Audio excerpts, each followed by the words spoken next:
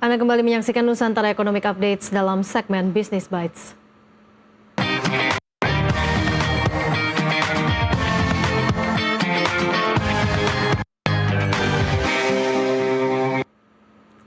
Pemirsa, Amerika Serikat semakin agresif menekan Venezuela. Washington kini mulai menyita puluhan tanker minyak yang diduga membawa minyak mentah asal Venezuela. Melansir Reuters, militer dan penjaga pantai Amerika Serikat telah menyita sedikitnya 5 kapal tanker dalam beberapa pekan terakhir di perairan internasional. Kapal-kapal tersebut diketahui tengah mengangkut minyak Venezuela atau pernah terlibat dalam pengiriman minyak negara tersebut di masa lalu. Langkah ini merupakan bagian dari kampanye pemerintahan Presiden Donald Trump untuk menekan sekaligus menggulingkan Presiden Venezuela Nicolas Maduro. Kebijakan itu semakin mengeras setelah pasukan Amerika Serikat menangkap Nicolas Maduro pada 3 Januari lalu. Sejak saat itu, Washington menyatakan rencana untuk mengendalikan sumber daya minyak Venezuela tanpa batas waktu. Sembari berupaya membangun kembali industri minyak negara tersebut yang kini terbengkalai, pemerintah Amerika Serikat juga telah mengajukan sejumlah gugatan penyitaan sipil di pengadilan distrik, khususnya di Washington DC. Langkah hukum ini memungkinkan otoritas Amerika Serikat menyita kargo minyak maupun kapal yang terlibat dalam perdagangan minyak Venezuela.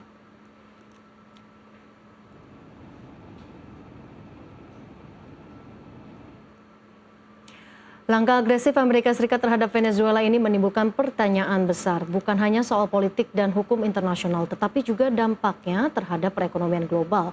Dan apakah situasi ini juga berdampak bagi Indonesia? Kita kupas bersama Kepala Pusat Makroekonomi dan Keuangan Indef, Muhammad Rizal Taufik Kuraman. Pak Rizal, selamat siang. Selamat siang, Bapak. Terima kasih sudah bergabung bersama kami di Nusantara Economic Updates. Pak Rizal, kita lihat kan situasi geopolitik akhir-akhir ini antara Amerika Serikat dan Venezuela.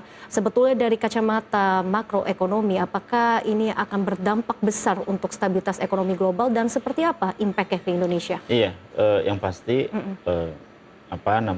kebijakan Trump ini dan kemudian dengan kasus Venezuela, kemudian Iran gitu ya, khususnya Venezuela katakanlah, itu akan mempertebal ketidakpastian market. Itu pertama.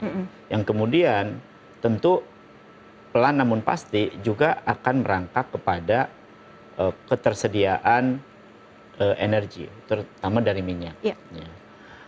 Yang selama ini katakanlah harga di antara 60-80 US dollar per barrel katakanlah gitu. Nanti pelan-pelan juga akan berubah.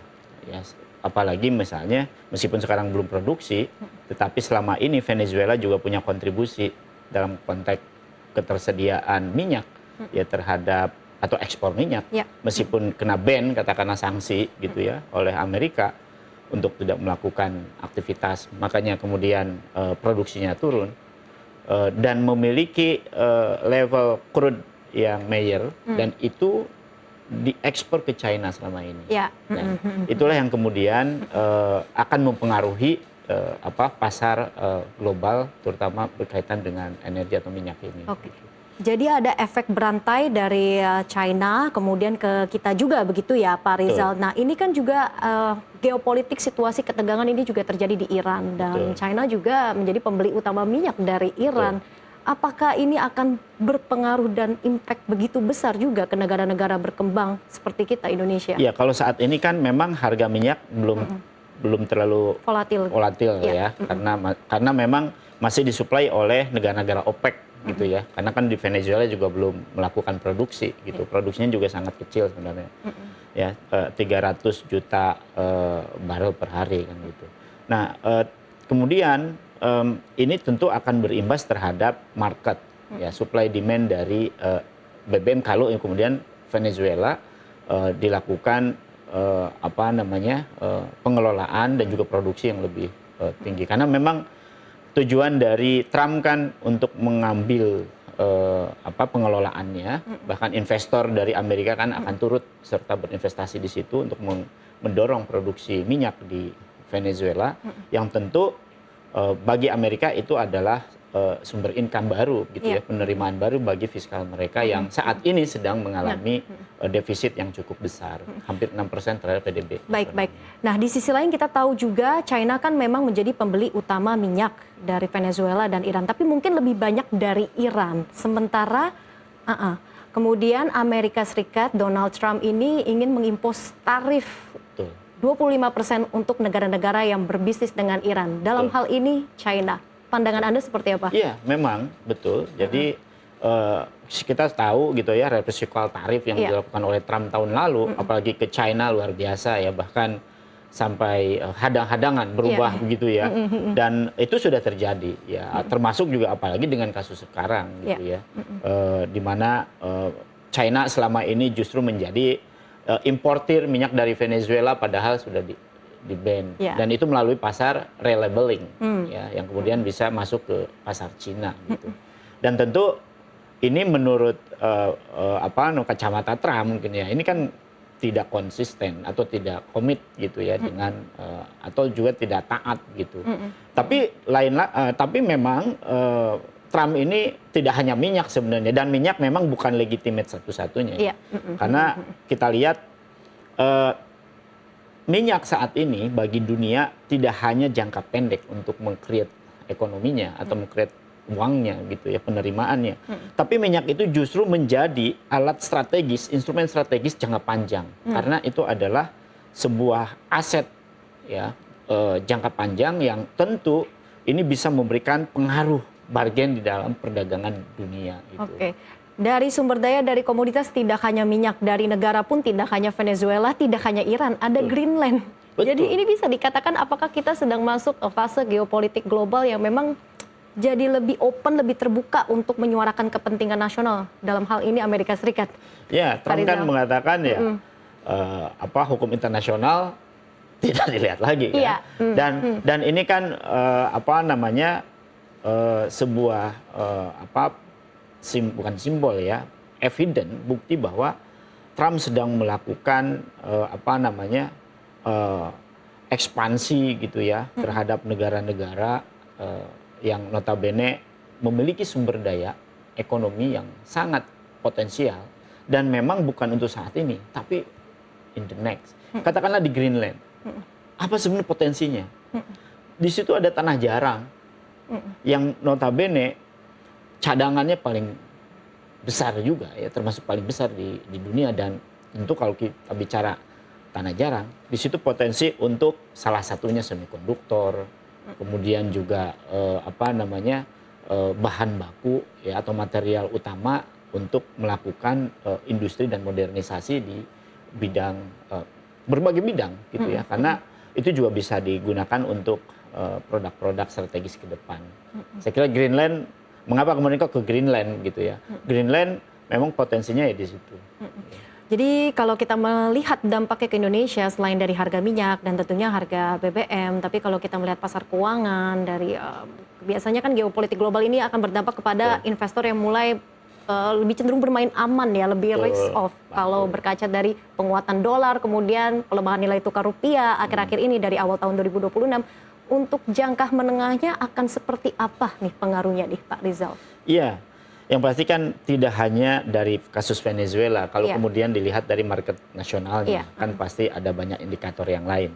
Memang kasus ini atau Venezuela Amerika ini katakanlah bagi Indonesia tidak langsung dampaknya, ya, karena kita secara perdagangan ekspor impor dengan Venezuela nilainya juga tidak besar, ya. Jadi proporsi terhadap total perdagangan luar negeri kita itu tidak sampai ke angka 0,5% gitu dari totalnya ya. Jadi angkanya sekitar 40.000 US dollar lah gitu. Jadi tidak terlalu besar, padahal kita sudah hampir 250 miliar US dollar total perdagangan kita. Nah, tetapi tentu bukan berarti ini tidak akan merembet gitu ya, punya potensi terhadap ekonomi kita melalui apa? Pertama, ada tambahan lapisan ketidakpastian dari sini. Sudah tahu situasi saat ini ketidakpastian global yang mempengaruhi juga terhadap ketidakpastian bisnis di dalam negeri ya. Apalagi misalnya pasar saat ini juga makin bersaing dengan negara-negara lain, katakan terutama komoditas strategis, itu juga pertama. Yang kedua, itu berkaitan dengan inflasi impor, yang notabene tentu dengan adanya kasus ini, maka supply chain global juga akan adjustment gitu ya, dan harga-harga mau tidak mau akan menyesuaikan juga. Dan itulah yang harus diantisipasi, terutama komoditas yang bahan baku maupun bahan penunjangnya sangat tergantung dengan impor, dan itu pasti harga akan mahal. Dan pasti kalau bicara harga bahan baku, maka ke harga end produknya ya, yang dikonsumsi oleh masyarakat, dan ini tentu yang kita tidak harapkan gitu ya. Dan tentu pemerintah harus mengantisipasi ini. Jadi meskipun tidak direct, tidak langsung, tapi ikutan atau second round efeknya terhadap ekonomi kita, itu justru yang harus kita antisipasi oleh kebijakan-kebijakan yang bisa menekan inflasi domestik. Jangan sampai inflasi domestik juga pelan-pelan naik ditambah dengan impor inflasi. Baik, itu dia Pak Rizal. Apalagi kan kita juga Indonesia pernah merasakan dampak dari konfliknya Rusia dan Ukraina. Apa perbedaan karakteristik dari impact ya, pengaruhnya antara konflik Rusia-Ukraina dulu dengan AS, Venezuela dan juga Iran? Iya, kita cukup besar memang hubungan dengan Rusia ya. Iya. Artinya perdagangan juga jauh lebih tinggi dibanding dengan Venezuela. Tidak hanya dari aspek kita impor minyak dan juga gas gitu ya, tetapi juga banyak termasuk juga misalnya persenjataan gitu ya, alat perang gitu ya. Kita juga punya alutsista. Iya. Nah, artinya memang berbeda impact langsung ke trade-nya ya, ke perdagangan internasionalnya. Dan itu direct, ditambah memang indirect-nya. Ya, indirect effect dari perang Ukraina terhadap perekonomian Indonesia. Nah, yang justru menjadi sama-sama ya, selain dari perbedaan tadi, tapi ada kesamaan sebenarnya terhadap apa ya tadi, impor price atau inflation impor itu yang harus diantisipasi dengan makin tebalnya ketidakpastian bisnis, ketidakpastian ekonomi gitu. Itu yang sama-sama, yang itu justru harus diantisipasi, apalagi nih di domestik kita saat ini sedang mengalami defisit fiskal yang cukup besar.